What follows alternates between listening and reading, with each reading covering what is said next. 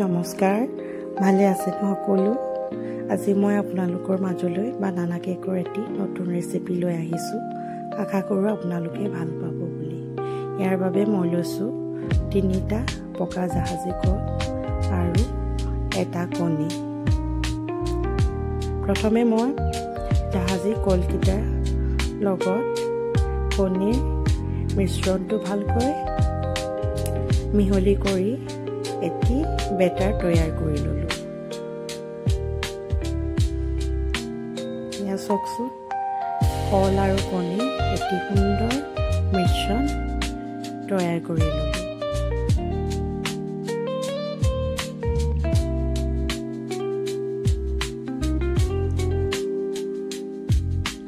এয়া মিশ্ৰণ হৈ উঠাৰ পিছত মই মিহি কৰি লোৱা আধা কাপ চেনি, আপোনালোকে 1 কাপো ল'ব পাৰে।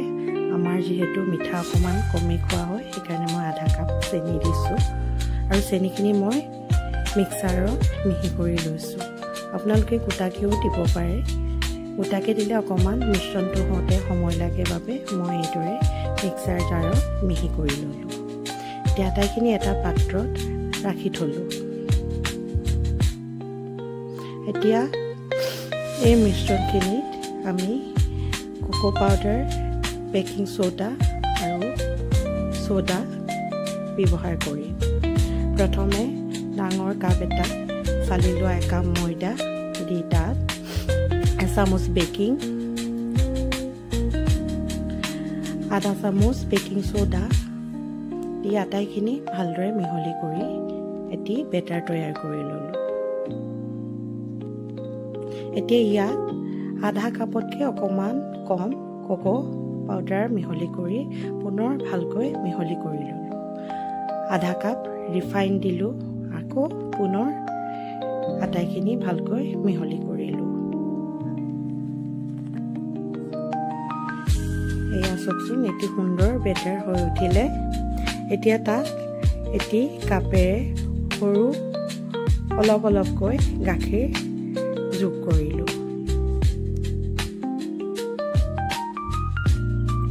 আধা চামুচ ভেনিলা এচেন্স দিলোঁ।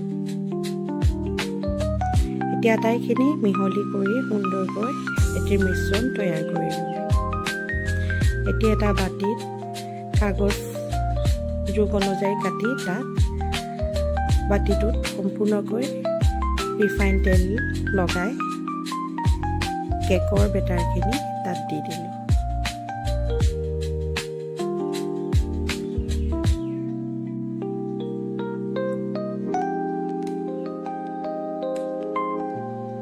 আটাইখিনি বেটাৰ বাতিটোত সুন্দৰকৈ দি লোৱাৰ পিছত তাত মই কিছু ড্ৰাই ফ্ৰুটছ যোগ কৰিলোঁ। এই ড্ৰাই ফ্ৰুটছটো অপশ্যনেল হয়, আপোনালোকে নিদিলে স্কিপ কৰিবও পাৰে।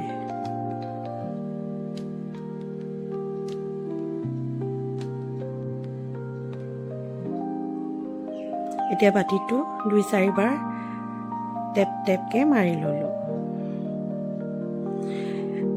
আগেয়ে প্ৰিহিট কৰি থোৱা এটা কেৰাহীত কেকৰ বেটাৰৰ বাতিটো দি দিলোঁ আৰু গেছটো কমাই ৰাখিলোঁ। প্ৰায় 40-45 মিনিটৰ পিছত কেকটো প্ৰায় ফুলি উঠিব। আপোনালোকে ভিতৰখন হৈছে নাই চাবৰ কাৰণে এখন চামুচ বা কটাৰীয়ে এইদৰে কেকৰ ভিতৰত ভৰাই দিলে যদি একো লাগি নাহে তেতিয়াহ'লে গম পাব কেকটো ভিতৰি সিজি উঠিছে।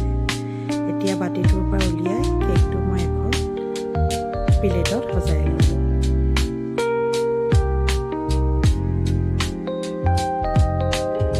এয়া চাওকচোন, কি সুন্দৰকৈ কেকটো সিজি উঠিছে, লগতে কিমান চফ্ট আৰু কোমল হৈছে। এই বানানাৰ যি কেক সেয়া সুস্বাদু হোৱাৰ লগতে খুব স্বাস্থ্যৰ বাবে ভাল আৰু সৰু ল'ৰা-ছোৱালীৰ খুব প্ৰিয় হয়। আপোনালোকেও নাই বনোৱা যদি এনেকৈ বনাই চাবচোন।